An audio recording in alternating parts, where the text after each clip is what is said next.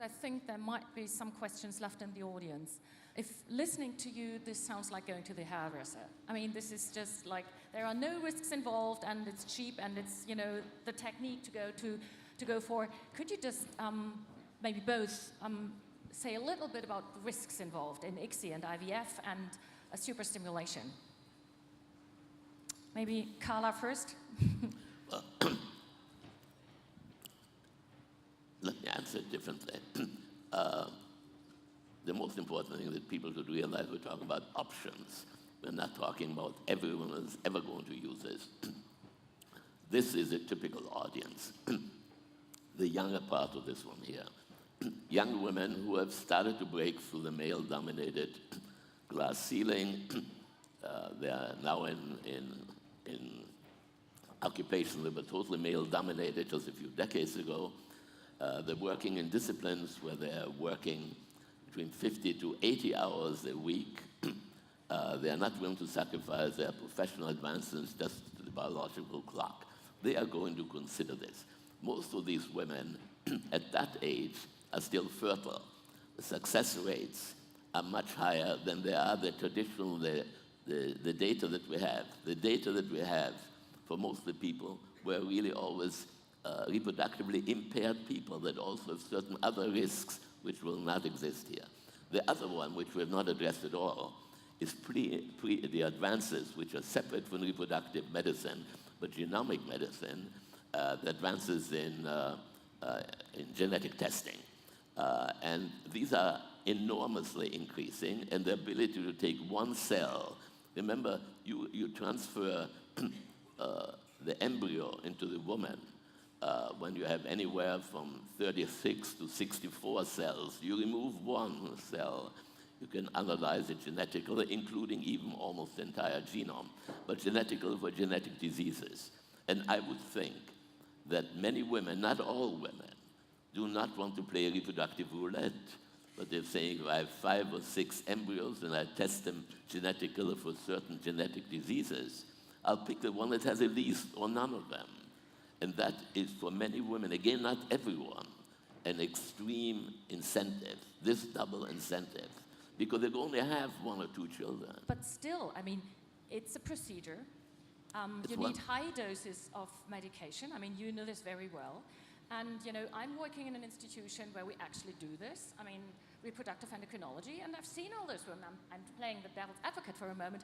And I mean, there is bloating, there is headache, they have those extremely high estradiol levels, and they might not feel well. I mean, there are risks involved, and we're talking about young women. And, in the end, they might get pregnant anyway. They might end up with a procedure having side effects, and in the end, they might not actually need it. But it's an insurance system. You're paying this is a premium you pay for an insurance in case you don't go through what is the optimum thing, namely natural childbirth, in natural intercourse in the bed. But you have the insurance that if you keep saying, mañana, I can't do it now, this and that happens, not only I don't have the right man, but the circumstances are just not right. At least you feel much better. You don't have this enormous pressure of the biological clock moving into late 30s. Annalisa, short statement. Yeah, so it's interesting. When I joined Merck Serono a couple of years ago, there was an idea on the table that, there was this fertility business that we'd acquired from Serono, and it was an interesting business, but, we're just not sure about this because, we've got all the drugs, and that's it, isn't it? And I think, as a woman, I have to tell you, looking up to the board and seeing no other woman, I joined the company with the chief operating officer, also a woman, a Spanish woman. We got together and said, no, this isn't all that we can offer women.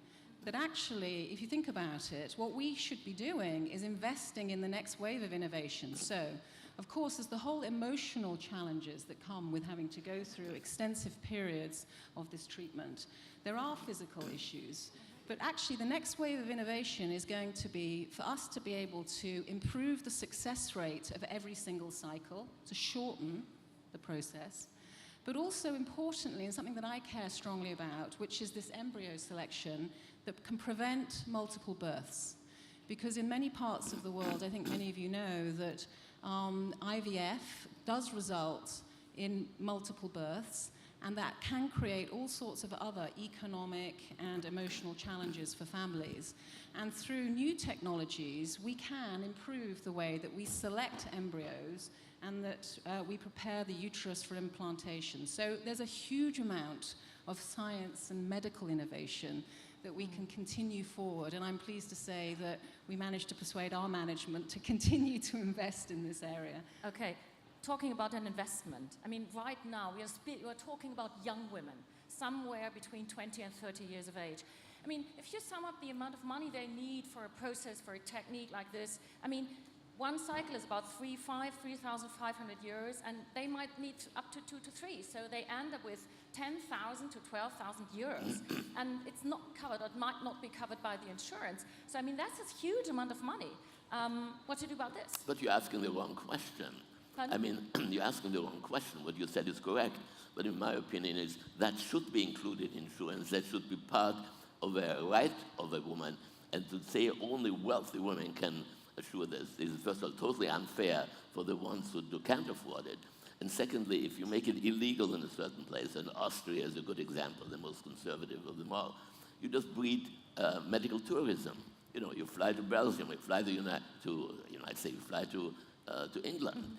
England, incidentally, the UK has interestingly the most advanced and yet most carefully controlled. They have a first-class legal system for that. They've studied it longer than anyone else. They have a really commission. Austrians have an ethical commission, but the government doesn't listen to it. Yeah. In the UK, it's a rather different proposition. Talking about governments, one of my final comments is, at this conference, we are talking about working conditions for women. And one of the issues here is, shouldn't we rather improve working conditions for young women at the early age of their career to improve their life instead of working on the other end? I mean, that's a point of view too. Again, I'm playing the devil's advocate, and this is the DLD, and there are many things we could discuss at this point. And I'd love to continue with this discussion with both of you because it's just thrilling. But we are running over time. And there's one final question that I have to all of you. Very briefly, because again, we are running over time. You have heard a little bit about social freezing now. And my question to you is, and I'd like to raise your hands, would you, either being between, let's say, around 30 in the critical age, or being 50 at the end of your reproductive cycle, would you consider this method as an option for you personally? Please raise your hands if you think that this would be an option. I think it's a critical question, but we are at the DLD, and I think I can ask a question like this right now. So please raise your hands if you think personally that this is an option for you. Okay, that's an answer. I'm not going to ask the question who's critical about it. I'd love to, and I'd even more would love to ask men this question, because I think the answer might be different. So thank you so much for this great discussion. Could I make one remark which we forgot to mention? We focus on women. Women preserving their young eggs. Men say, well, we don't have to worry, we can produce a sperm when we're old. There's a very interesting study that was published last year from Iceland, where they had the most careful supervision, where it turns out that men, older fathers, have a much higher incidence of autistic children. And that is not unexpected, because as men are older, you have many more mutagenic things. So there is an actual incentive for young men to also, they only have to masturbate once. That's enough for the rest of their life. Thank you. Thank you so much for your last comment about what men do in their bedrooms. Or anywhere. Thanks a lot for this great session. Thank you so much.